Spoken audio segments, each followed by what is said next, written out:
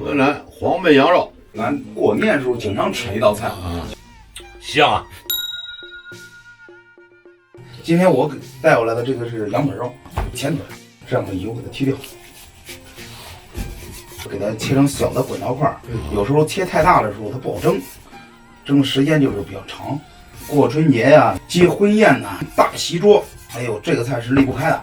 好，腌制一下，干辣椒2节啊，对，哎，微微微的辣味，哎，花椒7、8个，羊肉还是喜欢花椒的，放个大料，姜片，2个马蹄葱，这时候倒一点点黄酒、盐，这个里边别太咸了，因为汤里面还是带一点点味道。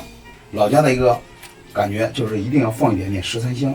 我们这个豫中啊，平原这一块基本上吃什么东西，5香粉啊、13香离不开啊，离不开。白糖来一点点，就是提鲜的，入一下味儿，腌一会儿。咱们这时候打个糊，好，蒸酥肉。对，嘿，这道菜实惠啊。那打这个糊呢，不需要脆皮糊，也不需要这个软炸糊，也不能太酥肉，因为它是蒸嘛，只是放一点面粉。面粉，这个面粉跟淀粉的比例就是2比1，面粉一定是2，这个淀粉呢1。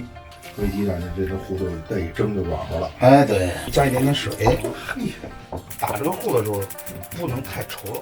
你看，哎，它就稍微拉出馅哎，线条就行了。拉出一条线儿。哎，这时候呢，羊肉也正好清完了，咱们把这个糊呢给倒到羊肉里面，正合适，又不过分的稠，也不稀，充分的抓在上面了。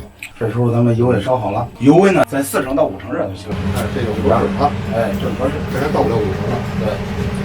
对，还有一个给咱网友说一声，这个炸东西的时候一定要离油近一点，越近它越不吭，挨着油下，哎，它越这样下呢，它越害怕越烫手。哎，对。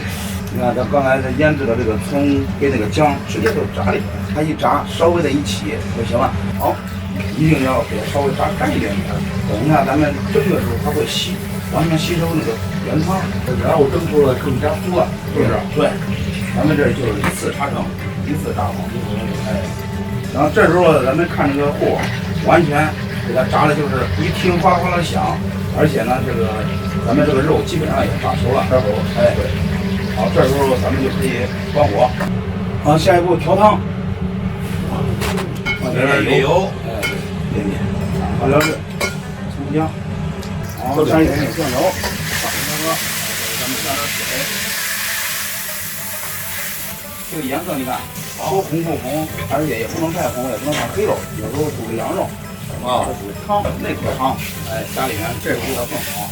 好，这时候咱们稍微的调一下，因为刚才已经加盐了嘛。咱们这时候也放一点点盐，放一点点胡椒酱，来一点点胡椒粉。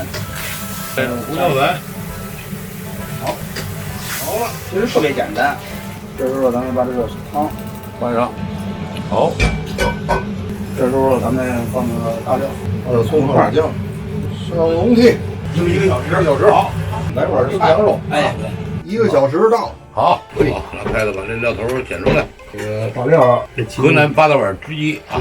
在我们家里边呢，你也可以倒出来，你也可以不倒出来，也可以在碗里边，哎，也可以一口。好，呵，这香油就是一点点。河南黄焖羊肉，挺好的。啊，嘿，怎么样啊？香啊！哎，还是有点意思，里边呢很筋头，还有嚼头。这李大爷出锅点了几滴香油，这个妙啊，这个太妙了。这一下这味儿呢，嗖就激发出来了。用酥肉这种方式做羊肉，咱们在北京地区啊还不常见。